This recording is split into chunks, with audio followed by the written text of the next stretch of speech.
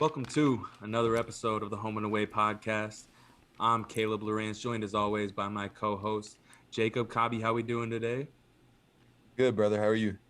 Good. And if you haven't seen already, or if you're not watching this on YouTube, today we are joined by a very special guest, an elite skills trainer in the world of basketball, and one of our best friends, one of the best guys in the world, Gunnar Person. Gunnar, welcome to the show. Thanks for joining us.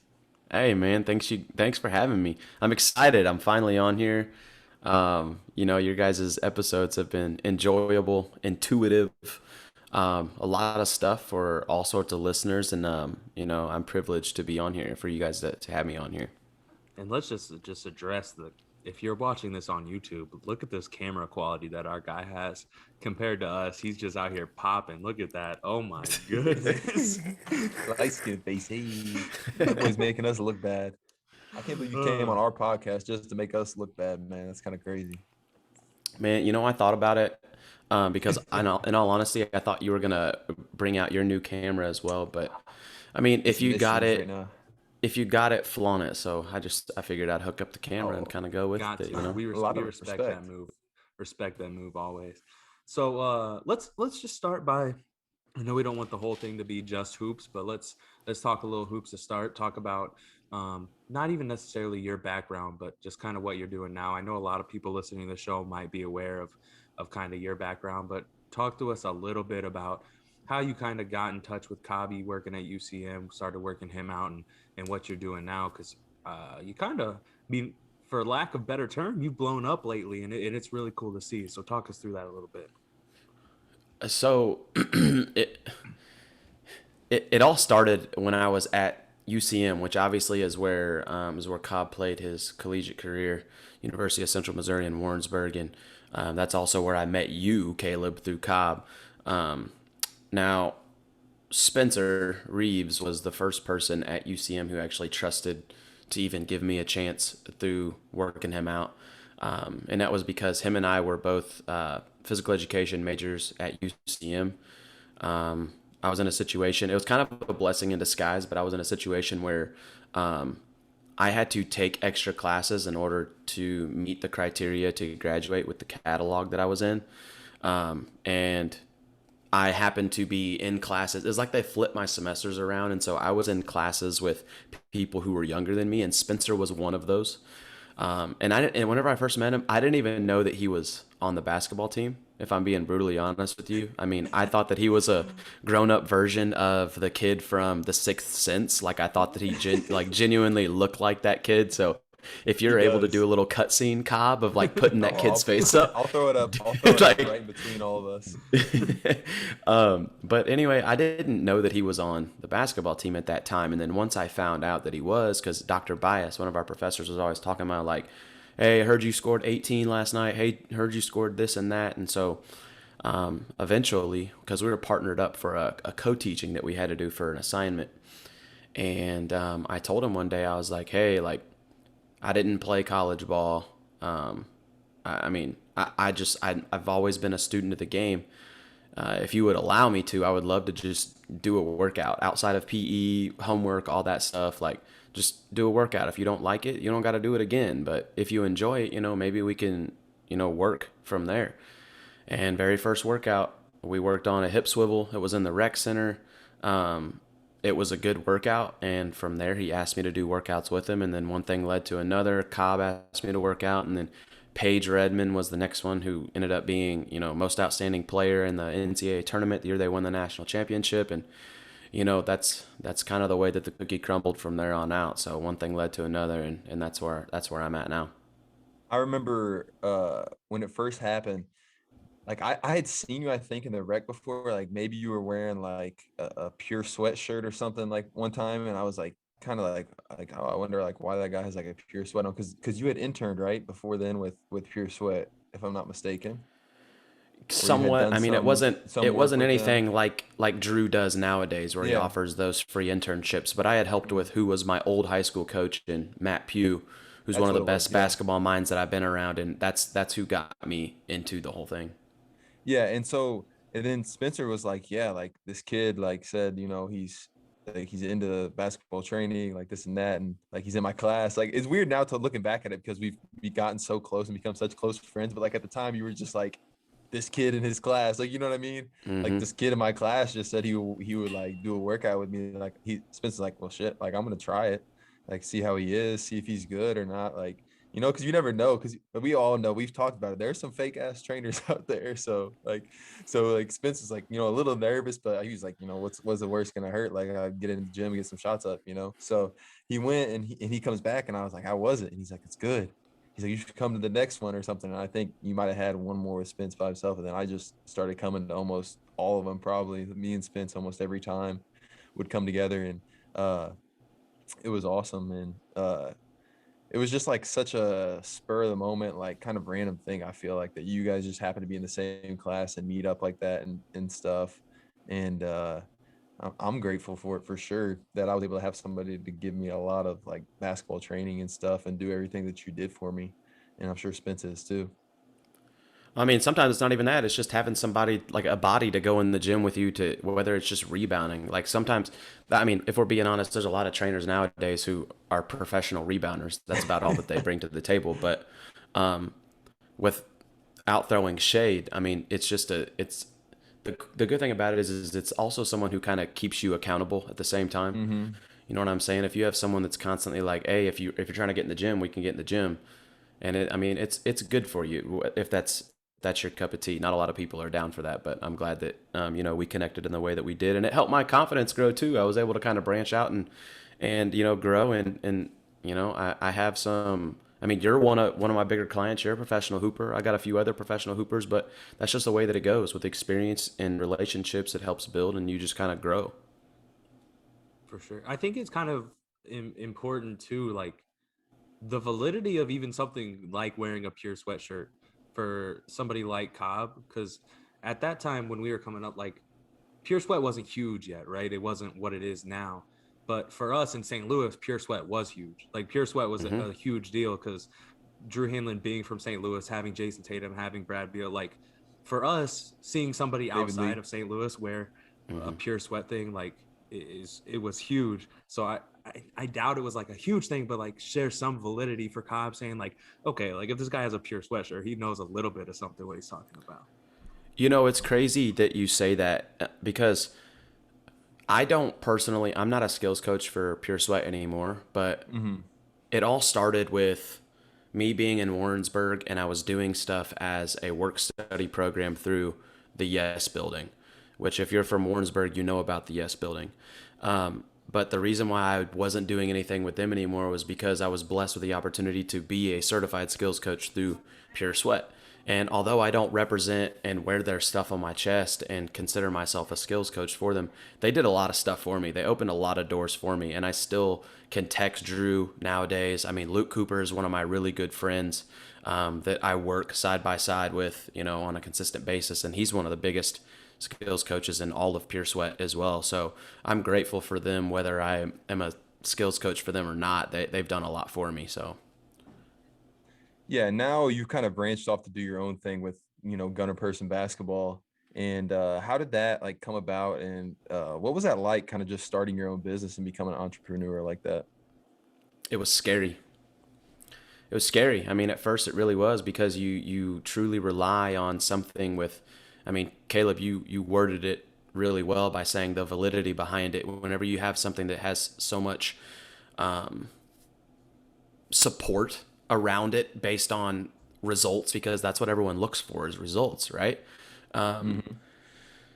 It helped that I had that experience in the first place, but the reason why I branched off outside of that was because they had started a new licensing program where you basically, instead of being hired on or being brought on through a hiring process, you would pay to be a certified skills coach to wear that across your chest, and then from there you were your own entity within Pure Sweat. And so I just, with the 18 months that I was there, the year and a half that I was there, I felt like I got a lot out of it, but I also thought like, hey, I've learned enough at this point. I've learned the foundation that they've provided me. I think I should be able to kind of go out on my own and continue to grow from there. Plus, I haven't burned any bridges. I still have relationships with them, so it's not like it's going to hurt me anyway, you know? So, Facts. I mean, I was honest with you. It was scary at first, the first couple months, because you have to learn the ins and outs of not only being a business person, but you have to understand, like, there are some legal things that you have to do as well that are covering your tail outside of what the top dogs are doing for you whenever you're an independent contractor. But outside of that, the hardest part is just starting.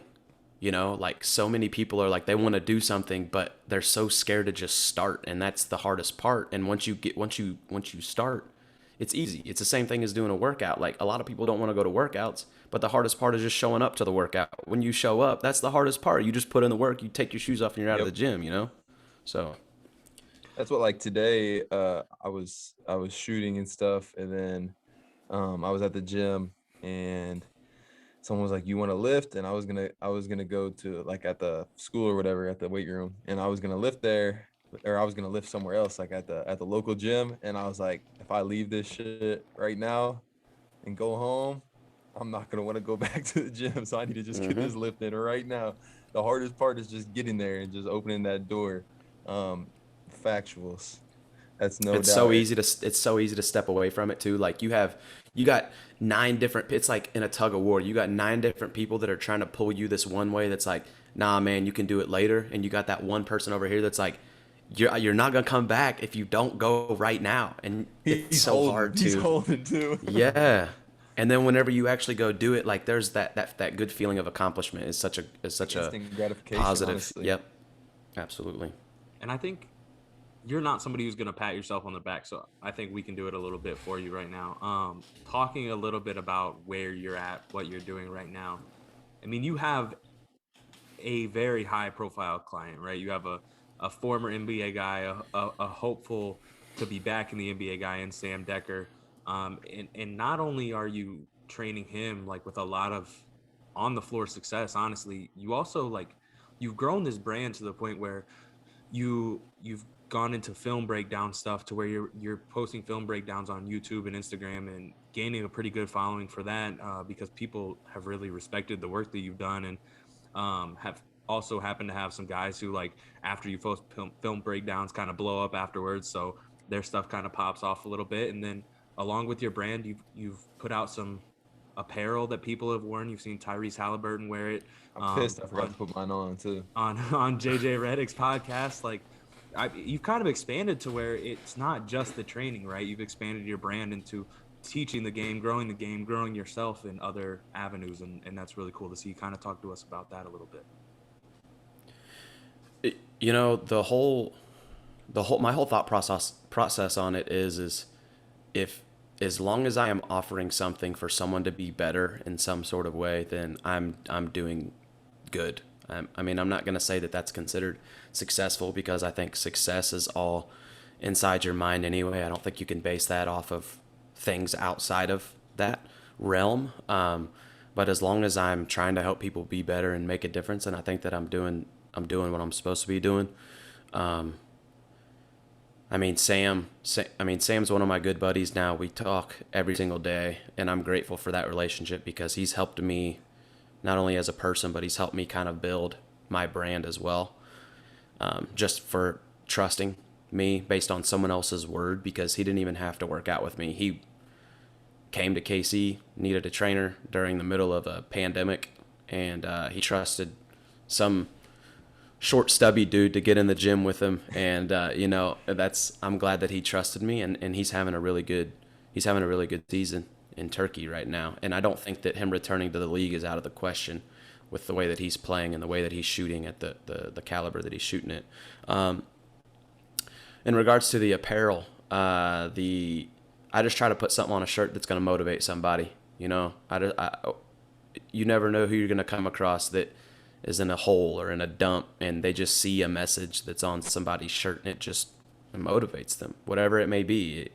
I mean, the two most popular ones that I have, my most recent one is God's Got Me, and I've posted that on all my social media, the meaning behind that. And the Hustle and Heart is the Kobe Bryant inspired tee within his Dear Basketball poem that he wrote. I mean, that's as long as I can promote and provide something to motivate people and do And things that they don't normally get to do. I'm all for it. and And I will them shirts aren't don't just have a great message. Them things are fire. They're comfy too. comfy too. All Yes, that, sir. all And the above. I'll say, I've heard about the new shirt in the works, and I'm pretty excited for that one as well. So I can't wait It for that one. isn't. It is in the works. There's only a handful of people who have, excuse me, who have seen that design, and I'm excited for it to come out. And I'm actually really excited for the message behind it as well. I think that it's super relatable in today's day and age with all the stuff that kind of goes on within our society. So I'm pumped for it. Now I want to rewind back on something that you mentioned. Like right here, on with you two guys, right? And you guys are two of the best like basketball minds I've been around, like best, like, understand the game, understand, skill work, philosophies, like game preparation. You guys understand all that stuff, and you guys are some of the best I've been around, but never played basketball at a high level. And I think the thing is that people think that just because you played you can coach, and that's not always the case. And so I feel like maybe you've had some struggles with that. If you have, maybe touch on those a little bit. Just like, have people ever, doubted you or looked down on you and just like been like, well, how can he teach me whenever he's never played himself? Like, has that ever come up? Yeah, absolutely. There's other trainers that have made that statement, even just in the Kansas City area. Now, whether or not they're directed towards me, I have no idea, but I have that if the shoe fits, wear it kind of mentality. So if they're trying to Mm-hmm. direct it towards someone and I feel like it's directed towards me, it is what it is. I know I didn't play at a high level, but I'll tell you this. Number one, I'm not going to ever teach something to somebody if I can't demonstrate it, because you can't be a Yep. teacher if you can't demonstrate. You know what I'm saying? I could tell you to do this and that, but if you're not teaching someone, they're not going to learn. Facts. Not only that, I'm confident in my ability. So if another trainer were to step up to me and say, "Hey, like this is what we're doing," like do it on, like try to do this move with me guarding you, or try and do this or that, like give me a basketball, I was lace up. Well, I mean, we can do that if you want to. I'm confident enough in that, and if I don't score, oh well. But I promise you, I'm gonna do what you're trying to teach. So, I mean, Facts. And it is what it you're a is. competent, and you're a competent athlete, and you're an athletic person. I'm not trying to say you're not an athletic guy, and like you said, like, I mean, you're a good ball player, but you never played at the next level or anything like that. But I hate that the fact that is, so many people think that validity comes from playing strictly, like as far as trainers and stuff. But at the same time, it doesn't make much sense because a lot of players have a player's mentality, right? And with you, Hmm. you're a teacher and a coach, and like that's your mentality. So like you have a great teaching mentality, and you're a good teacher of the game, and you can demonstrate the things whenever you need to, like you said. So I don't understand why more people honestly would be so opposed to like working out with somebody like that, because to me, like, you're a better teacher than a lot of people are. I Just appreciate from the that. I practice think side. yeah, no, I think that that's one of the most important things that players really should look for. And I'm not saying that to like reel some players in. I'm just saying, as a player, you should be looking for someone who is not only able to and willing to teach things, rather than looking at what a trainer's accolades were as a player. Because an ex player is going to be really good at teaching things that they are good at, not teaching players to cater to their game in particular, Mhm. if that makes sense. You know what I'm saying? So, It definitely does. Yeah, absolutely. I think there's a difference between, like you said, being a good basketball player and like understanding the game. And like some of the best basketball players, especially if they're really, really high level athletes, a lot of times don't know the game that well, right? Because they've succeeded their entire career off of just being athletically superior than everyone else around them. And so when you take guys like that who are like pure athletes and then throw them into a space where they have to teach something, like how can they necessarily teach how to create space or how to work like off angles and stuff if they've never done that? Like if they'd never had to do that, they just jumped over everybody. They're not going to understand like the nuances of footwork and everything like that. So it's really like a lot of times the less athletic people, not that Gunner's not athletic. I'm personally not the best athlete in the world, but like I mean, you sometimes were I mean, you were an yeah, like athlete though. I was You fine, but play like sports. I mean, I'm not jumping over yeah, anybody though, right? Like I'm playing significantly neither am below I. the rim when I play. I have to play off of Yeah. angles and just get space and shoot because I ain't going to the rim because I'm kind of soft. So like, That day. Now that's a fact. but like You do play a little soft nowadays. it's like when you're not like athletically as gifted, you have to understand the nuance more, and that allows you to kind of be able to teach it because you've had to learn a lot of different things. And like I don't know, man, like when I stopped playing, I literally focused on like how big men be successful and like tried to help you with that and tried to like see the game and how different things work well and got involved with really good coaching staffs to the point where like I learned how to watch basketball to like break things down. I wasn't just watching the ball. Like you get to the point where you're no longer watching basketball by watching the ball move around. Like if you ask Hmm. the random casual fan what they watch during a basketball game, like they're watching the ball 99% of the time. But when you're trying to like break stuff down, you know where the ball is, but you're never really watching the ball. You're watching all the movement to see where that open shot comes from. And that's kind of where you learn to start breaking things down as opposed to just watching it for pure enjoyment of the game. And I That know there's a Gunner knows about them breakdowns. man. Those are hey, listen, that was one thing that I actually really enjoyed. Outside of basketball and sports in general, I'm kind of a tech geek, which kind of explains why I have the camera that I have for what I'm using for a webcam and stuff like that. But when you're trapped inside and media guys get busy with other projects that they're working on, and I just told myself, I mean, whenever you're stuck inside, I mean, you're on lockdown, you can't do anything. You get on YouTube. YouTube has the answers for everything. So that was like a 12 or 13-hour learning curve that I had to, go through to learn how to do that stuff. I'm still learning now. I'm not even that great at it. I'm still learning stuff as we go. Um, but once you find what the people like to see and you add value to it, then it'll start to attract the right people. So Facts. And I mean, that if YouTube you haven't University seen is a my real thing.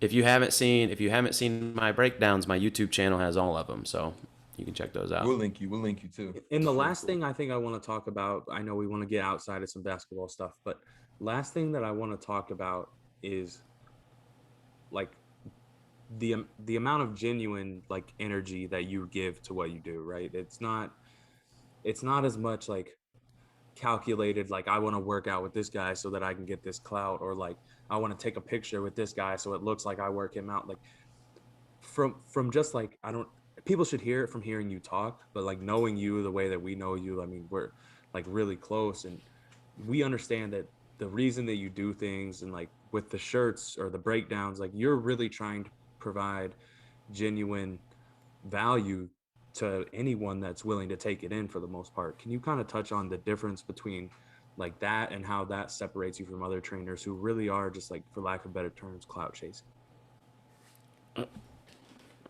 Man, ultimately, this kind of goes building off of that question, but I think that, and this also is somewhat, I don't want to say cliche, but I think that the people who have heard this get it, and the people who haven't heard this might need to hear it.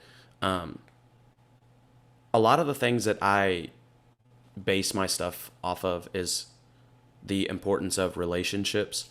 And I think that with the stuff, everything that I try to include in all of the things that I offer involves some way of relating. And so, as an example, the Hustle and Heart shirts. I'll use my apparel to start. Hustle and Heart or God's Got Me. No, that just that phrase on that shirt can help you relate to somebody.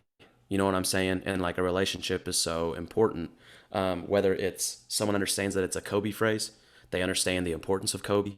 They understand the importance of having hustle and having heart no matter what you do, just don't quit. You know what I'm saying? It's like you could take those messages and it could go for, like just go on forever. Take them The a million film different ways. breakdowns. Yeah, the film breakdowns. Like I try to use the not only the call outs from the film breakdowns, but music is such an important thing whenever it comes to not only the basketball culture, but just in general. People hear that music, like on some of the comments of my videos, I get engagement because people are like, song question mark. It's like, dude, like even the music, you get a relationship with someone that you don't even know is behind the keyboard on the other side because they're curious about the music on there. You know, it could be an important player that they look up to that I'm covering. You know, it could be region based. It's literally the genuineness of the I don't even know like the correct term for like the just how genuine a relationship can form based on some things that you don't really take into consideration. Because with a relationship comes trust, and if someone trusts you, you can instill all the little nuggets in trying to make them better outside of just basketball. That's one of my favorite things about being a coach is I get to try to prepare these young dudes to be respectable young men, and it makes me feel really happy whenever I see these dudes graduating and they're coming up to me like first day I saw them on my first season 3 years ago. I mean, these dudes were knuckleheads, man, knuckleheads walking in. They were just they couldn't stay out of trouble. They didn't understand, you know, interrupting. As simple as bouncing a basketball when someone's talking, like little bitty things that kind of just progressively gain, you know, into other things that are bigger than that. And it's like, I don't know, man. Relationships are just super important. I always try to base a lot of my things off of the relationship, and then I try and flip it and look at it from. I try to look at it from multiple perspectives at the same time. So, and I've always told you guys, if I ever seem like I'm doing something for the wrong reasons, please call me out on it, because the last thing I want to do is do this stuff and then be looked at the wrong way because I'm not doing it how I should be doing it. Accountability is key. If your friends don't hold you accountable, then you need new friends. You need new friends, change the circle. So I think that's about enough basketball for the night. I know it's important to talk about that stuff, but we like to talk about other things as well. So we're gonna dive into a little rapid fire here. Again, quick questions. Don't necessarily have to be quick answers, but can be quick if you want them to be. I think I got three. Cobb's got three. And we're gonna fire away at you. We'll let Cobb go first. Go ahead. Yes, I will sir. say this though, mine do have some basketball in them. I thought you knew that, but I Hey, just Yeah, wanted I to that's make bleed. sure I okay. it's bleed it. okay. I bleed it. Let's go. All right, what's you kind of already touched on it, but what's the most rewarding part of being a basketball trainer if you could pick just one thing that you get out of it? Seeing. I love seeing joy when a player does something that they haven't done right. That, or whenever they have been working on something tirelessly in practice or repping it, and then it happens in a game, and then they know it, and then from there on out, it's just like clockwork. It just happens. Love that. Love that. So you're a guy who's lived St. Louis area and Kansas City area. If you had to be in one of those two areas the rest of your life, which one would you pick and why? I would probably stay in the KC area, but represent all my St. Louis stuff. Yes, sir. Yeah. Who's one person that you haven't worked out yet that you would love to get a workout in with one day, if you could choose one person? That's a really really good question. That's something that I've never even pondered. Um, you know what? I'm gonna go with CJ McCollum. And I think the reason why I would go with CJ McCollum is because I think that he's already really, really, really good. But I am confident that if I were to work out with him on an everyday basis for a certain amount of time, like maybe in a whole off season, I don't think that he's too good to where I would kind of be somewhat intimidated at first. But I think that I would like to see what kind of leap I could take working with him at the same time, you know? I like that answer. I always say, or I don't always say, I've never said it out loud, but I've always thought in my head that if I could work out like with somebody, it would be Kyrie, just because his bag is so deep, and I want to see that shit live and in person, See, front row. I was gonna say Kyrie, and I don't want to go too deep into this, but like I was gonna say Kyrie, but like there's nothing. I I feel don't like know what there's you not a could. whole lot you could teach him That because boy he already knows every does it. move. He knows every Yes, move. That's But wild. he wants to be a post player so bad. he's tough. Caleb, what If you got? you if you could pick any place in the world to travel to that you haven't been to yet, where would you choose? Man, I'm not gonna lie. Sam being out in Turkey, he's been posting all these videos and stuff like that of him like on the coast and stuff like that. It looks beautiful. I've been seeing them. Dude, it looks amazing out there. He makes it seem like you have to go out there. Um, but outside of that, I'm a big ocean guy. I would like to go somewhere in the Caribbean. So Okay. that would be my pick, probably the Caribbean, St. Lucia or something like that. In your opinion, what skill do you think high school players need the most? Shooting, shooting fundamentals, but outside of that, handling pressure. A lot of high school Okay, players have a hard time handling pressure. big time. They have a hard time not turning the ball over. Outside, I mean, there's three things honestly: shooting, handling pressure, decision making. A lot of players don't know how to make the right decisions based on the situation they're in. So, Last one from me. We're both big golf guys. We're gonna dive into that a little bit more here. It's kind of a 2-in-1. Favorite golf course you've ever played, and best golfer you've ever played with.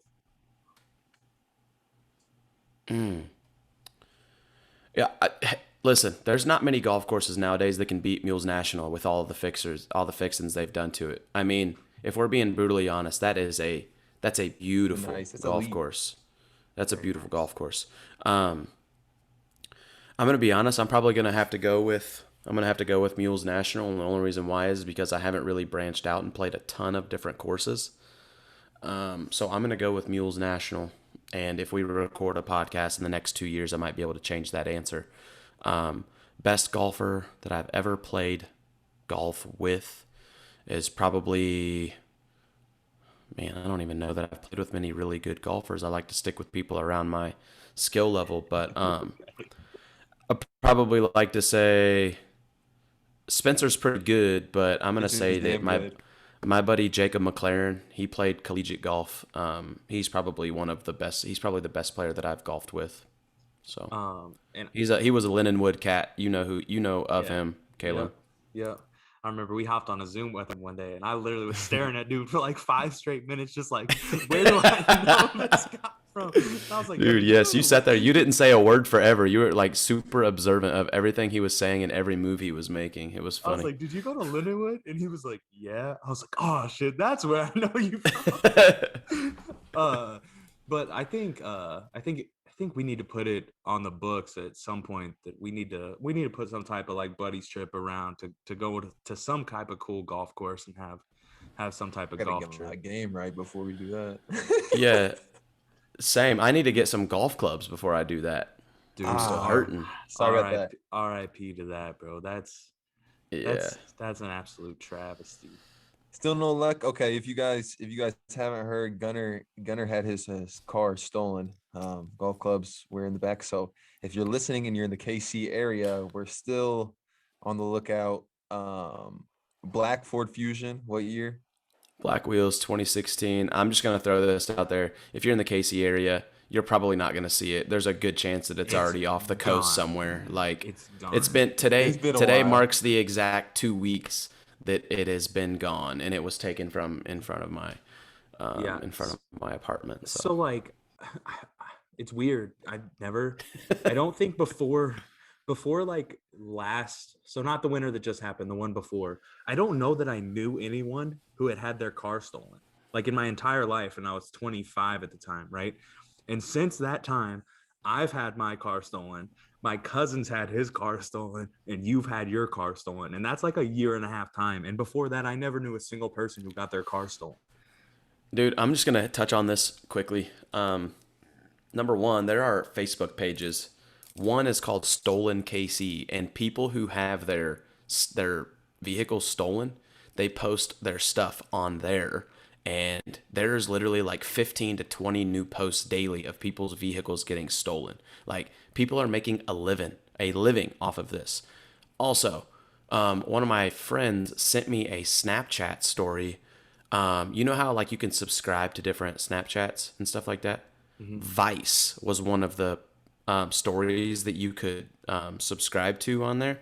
Mhm. And one of the stories that they had on there was they were literally interviewing people who had their faces like covered up with bandanas and stuff like that, and their voices were masked. And they were talking about stealing vehicles to give to people who need them more. Like, can't afford them, have to get to work, have to get their kids to school. And I'm sitting here thinking, like, these people work on a daily basis to get what they have. Like, there's levels to this Right. stuff. You can't just steal someone else's hard-earned stuff and just give it to someone else for free. Like, it doesn't work like that. Right. So Yeah, Like, right. Hey, you you can have need to my get to car. work Fuck me. I too. don't have to get to work. I don't need to yeah, go. I don't need to I go to work literally either. I literally didn't get to go to work that day. I did not get paid for that day. So I mean, You're an elementary school teacher. It's not like you're making big bang. yeah, gosh dang, man. Yeah, it's crazy. They I guess technically luckily found my vehicle about 6 days later. It was totaled. Um it was totaled. High speed Everything from chaser. its everything was from in it was gone. We were told that it had been involved in a police chase that ended with stop strips and a pit maneuver. And it smelled like the vehicle was on fire. Um, it was also the middle of winter. The windows were rolled down. Snow was inside the car, and it smelled like the vehicle had been on fire, kind of. And the police officer was like, "Oh yeah, that's what meth smells like." I was like, "Oh, that's great, absolutely good Oh news." man. That was I had every because we had like we were in a one bedroom. We didn't have a lot of space, so my dumbass had all of my coaching paperwork that I had ever stored in the trunk of my car in like a big tote. It was stored in there. And why they took that, I have no idea, but it was all gone. I don't have any of it anymore. Stuff. That stuff. Yeah. Tragic. But My let's go yeah. hop into this draft we got for you guys today. So um what we're doing now is top 5 people that you would like to have play around of golf with you. And we kind of, I mean, top 5 sounds kind of weird because you don't really have 6 people in one group on the golf course much, unless you're playing in like a 3-man scramble and there's three of you on one team, 3 on the other, and then there would be the 3 cards, so there'd be 6 people. So it is possible to have 5 people all out there all playing together. So we don't get roasted. That's the thought behind it. We will let our guests go first. So we'll let Gunnar go first. And then Caleb, what would you rather have, second or third pick? I mean, You can I'll go let you you even can go pick. second. You can go second. Are Okay. we snaking? We're snaking it. Yeah, We're snaking it. All right. Hang on. All right. Give me 1 second. I gotta grab me a paper. Gunnar, want to eat that first, or you? Yeah. Sorry. What was that? Kit Kit Kat. Kat. That's fire. Caleb used to love them Kit I hope Kats. we You remember keep that you get Kit in. Kats every time, Caleb? Yeah. I hope we keep this in. All right. This gotta Always get stay in the Kit Kat. pot. Smack the Kit Kat. Yeah, he made a whole Kit Kat commercial. He said the whole crunch on that motherfucker and everything. Yeah, my bad, man. I didn't have dinner. Yeah, It's all man. good. It's all Dude, you good. gotta eat dinner, son. Them Kit Kats get me right. Stop, bro. But all right, let's get into this draft. Gunnar, you got the number 1 overall pick. Who would you like to take with the first pick? All right, man. Don't get mad at me. My number, and by the way, we're under the impression that all of our picks are dead or alive. They do not have to be Yep. alive. They do not have to be living individuals. So, my number 1 pick is going to be Kobe Bryant. Ooh, okay. Big Cove. Okay, that's a good one. All right, so it's on to me, right? You said I could go second. Yep. So my number 1 pick is the John Daly. Ooh. I think he would be also an incredible golfer. So if we're in a scramble, I hope he's on my team, first of all. And 2, just awesome to go out there and drink with and golf with. That'd be fun. Go ahead and I get 2 picks, correct? So give me Mike. And he's a good golfer. Yeah, and he's a good golfer. And then this one might throw you guys a bit. Second pick for me. Give me Brian Baumgartner. Are you guys aware of who that is? No. Kevin from The Office. Okay. He plays golf. In real life is a pretty decent golfer, plays in like celebrity events and stuff. And Kevin is my absolute favorite Person on The Office. So playing a watch. round of golf with him would be absolutely unbelievable. So Kevin, I'm just gonna write down Kevin for your pick, but you didn't take any of my picks, so that's cool. Well, MJ. So my next pick would be Charles Barkley. Saw that coming. Big Charles, man, that dude's hilarious. I gotta have him out there on the course with me. Keep it light, keep it fun, and have somebody that maybe is a little closer to my skill level. He's still better than me though, no cap. I don't know how None I'd on feel you, about. brother. I don't know how You I'd got feel two about picks now, back to back. 2 picks back to back. Yes, sir. Well, I mean, it's hard not to pick this guy. So, I mean, I'm just going to take him off the board before anyone else does. You know know who I'm you're taking picking. Tiger Woods, so you Yeah. might as well just add him to the scramble, baby. You might as well give me Tiger. And I feel like I just got a steal getting him in the second did. round. You I feel like went he's a out. first-round pick. Absolutely. Honestly, the fact I that I tweaked. took I had- Kevin from The Office above Tiger Woods is unbelievable. And nobody else, first of all, nobody else, I said his name. Nobody else even knew who he was. I could have picked him last, dead last. and it Hey, would have been He could have perfect. been. He could have been your Yeah. 5th pick, bro. That you did Yeah. that. You did kind of the same thing with our MLB draft in a way. I'm excited Picked a about couple playing golf question with ones Kevin. early. I'm excited about golfing with him. Honestly, he could be a sleeper that just plays exceptionally well. You never know. Right. But then again, this is why I'm taking this kind of into consideration to have some fun as well. And so my third pick is going to be Adam Sandler, the original Happy Gilmore. I think so. that's big time because your group is very intense right now. Before you took Adam Sandler, Yeah, My group's going I gotta have some balance, you know. Adam Sandler is a big pickup hooper too. He'd be wearing them baggy ass shorts. Bruh, he has absolute dad fits. He's got that Adams. He's got his own version of drip. With my third pick, I am going to go with another hooper. I think I'm gonna go with Steph. He can play. I was gonna take Steph for real. He can play. He was gonna He be can my play. next pick.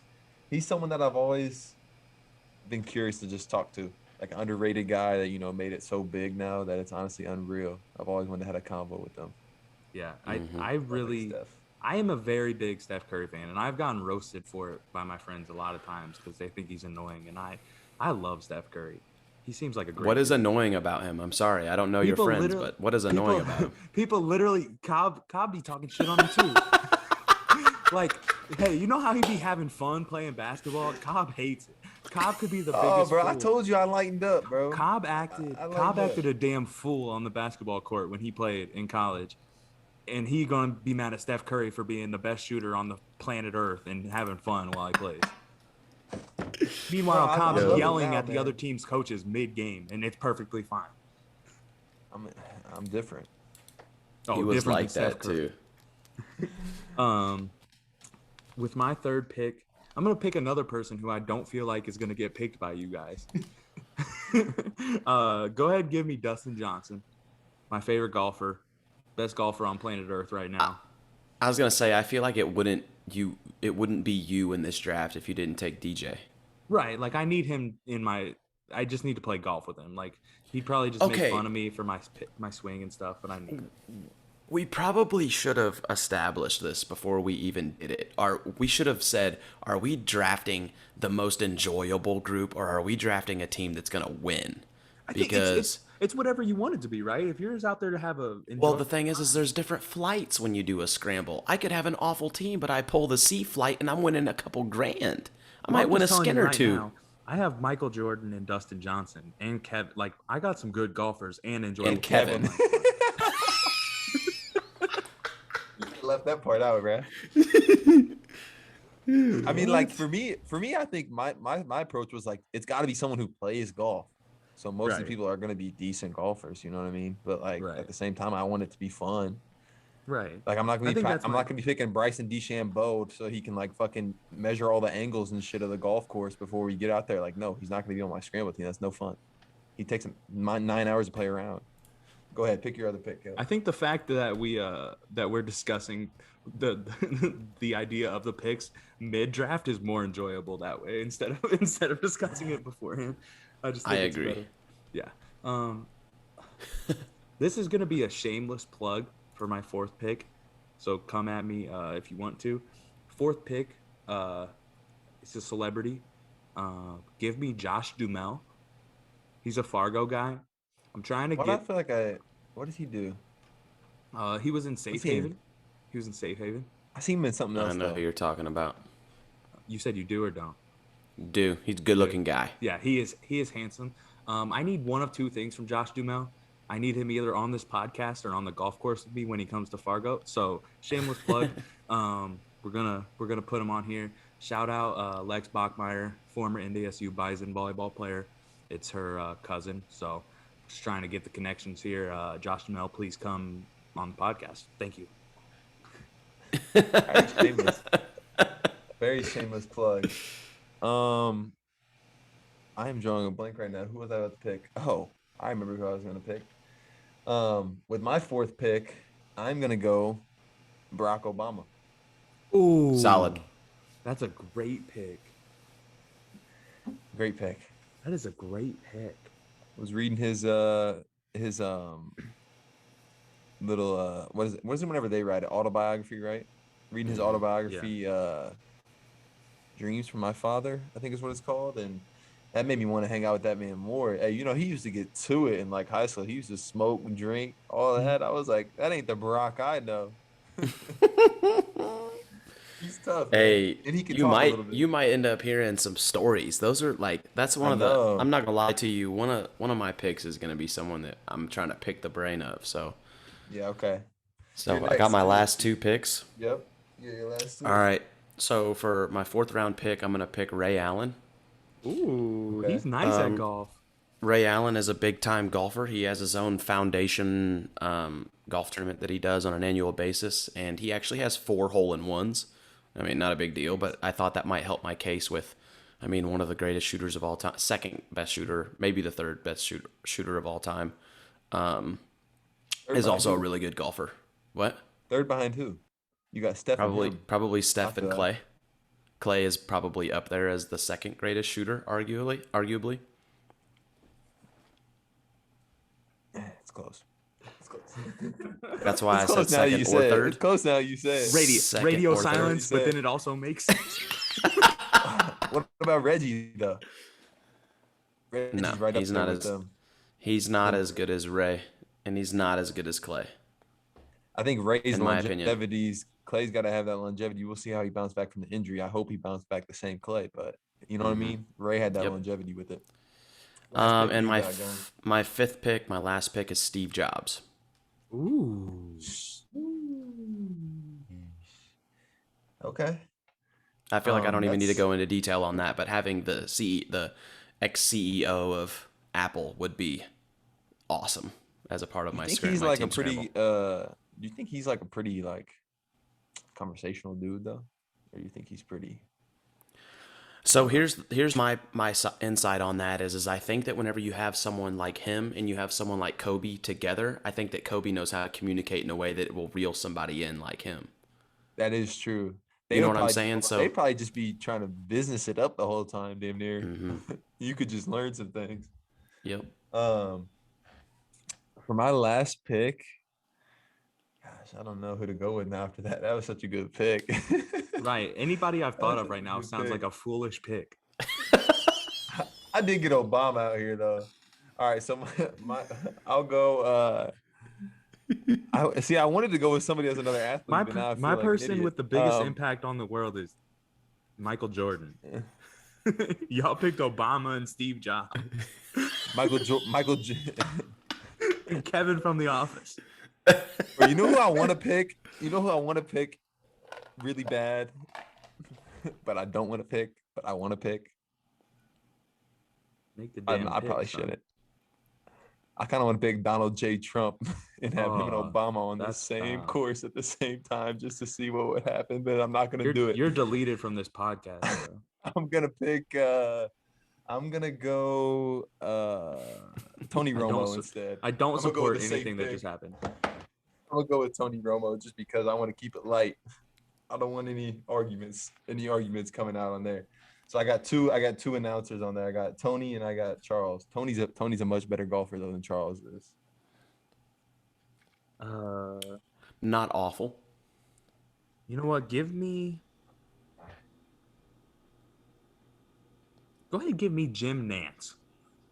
Go ahead, give me Jim Nance. I want him to not only golf with us, but to announce the entire round.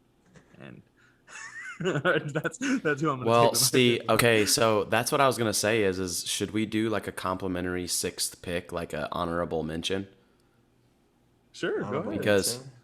because If I you would have one.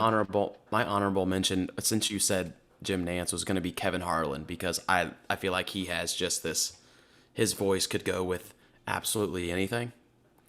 And that's also Sam's I father-in-law, was so gonna I feel say like that's I should also probably family ties. Family Let me ties. go yeah. ahead and give the person who I actually should have picked with my fifth pick a shout out as well.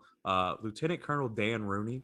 He's the only person in the world who is an F-16 fighter pilot and a PGA golf professional. Um, Wow. yeah, I read his book. Unbelievable kind of story. And he's opening a course or reopening a course. They redid it up in Grand Haven, Michigan, called American Dunes. He partnered with Jack Nicklaus to open the course. So uh, it opens in like a week, I think, and I really want to go play it. And if anybody's read his book or is interested in reading his book, it's called Fly Under the Wind.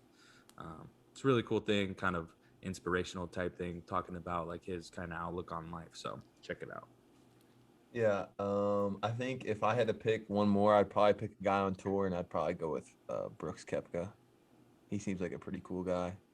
He Pretty does seem chill. kind of cool. I feel like he's Kind So of like, depressing. seems he seems kind of arrogant in a sense, but also yeah, like kind of cool and relatable at the same time, you I know? feel like he'd be There's a crushing certain Mick swagger. Ultras. Sponsored plug for him, just crushing Mick Ultras. I would hope so. I I would mean, hope everybody would. let's do this just really, really fast, like off the top of your head. It's a foursome, three tour guys, current tour guys that you would want to play with in a foursome. Who would it be? I can go first if nobody Okay, go knows. ahead. I go, ooh, I probably go DJ, Gary Woodland, and who? Maybe Cam Champ. Those might be my three right there. I'd probably go Rambo, Bass Country guy, because I would want to speak Bass to him and see what he You don't know said. how to speak Basque. Kaisho, I would just walk up to him like Kaisho said Medus.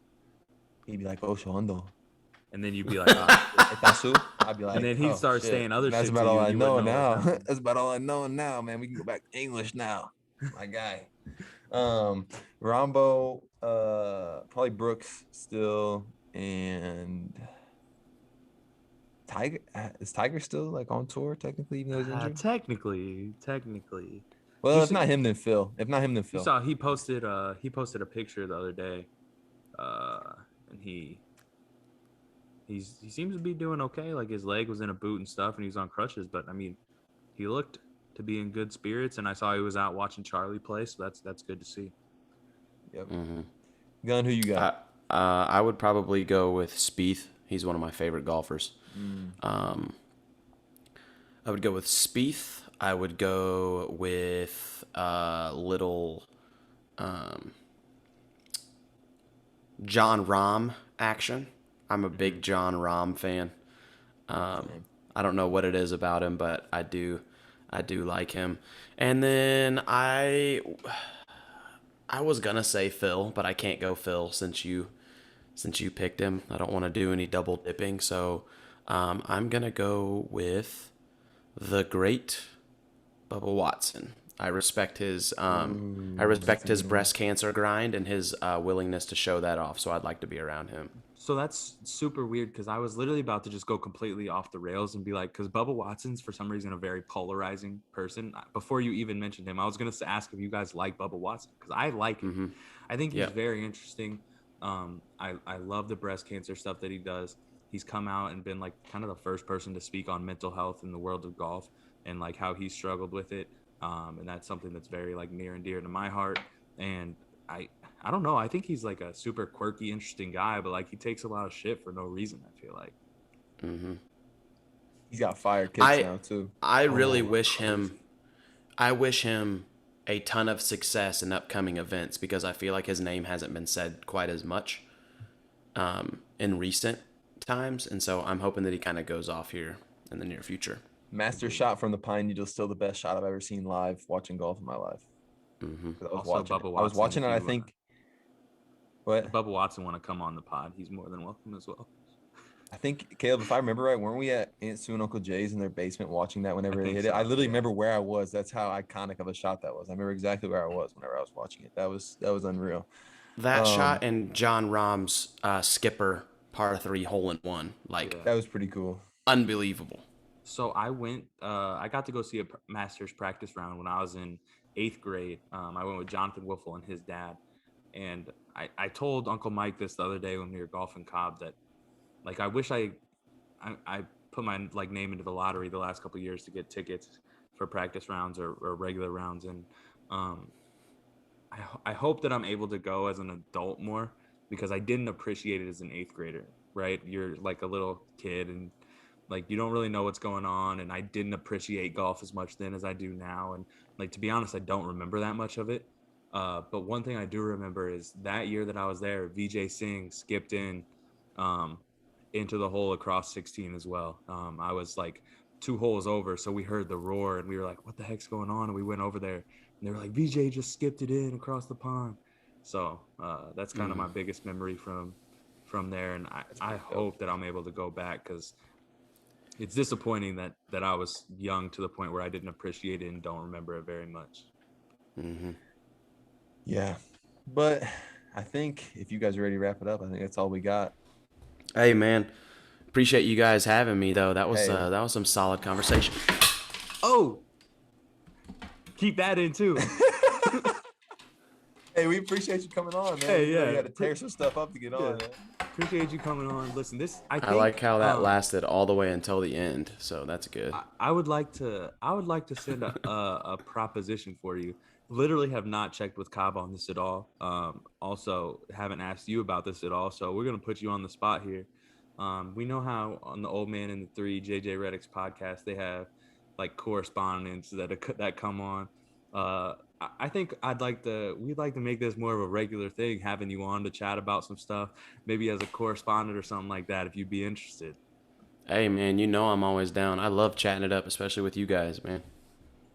Cool. I'm down for it. Let's do it. I think that's cool. I mean, it comes on like that way people, if we don't have guests every once in a while, can hear someone besides just me and Cobb talking about dumb stuff. So Down for that. Hopefully I they know it'll be enjoyed what I pissing had him to say off to. tonight. So I know it'll be I'm pissing him sure off they to hear will. my voice all the time. No Why'd you lie. talk But like Gunnar, you we was trying to appreciate you coming on. why'd you talk like you was trying to Remember seduce him? remember to like and subscribe Home and Away podcast. Subscribe to us on YouTube and on Apple Music and Spotify. And also as well, go check out Gunner's pages at Gunnar Person Basketball, right? Or is it just Gunnar Person? Gunnar Person Basketball on YouTube, and then my handle on all social media is GPER23, GPER23. And we'll put that up on the screen too so you guys can see it. But we have fun. That's a wrap. We'll talk to you guys soon. Peace. Peace. Later.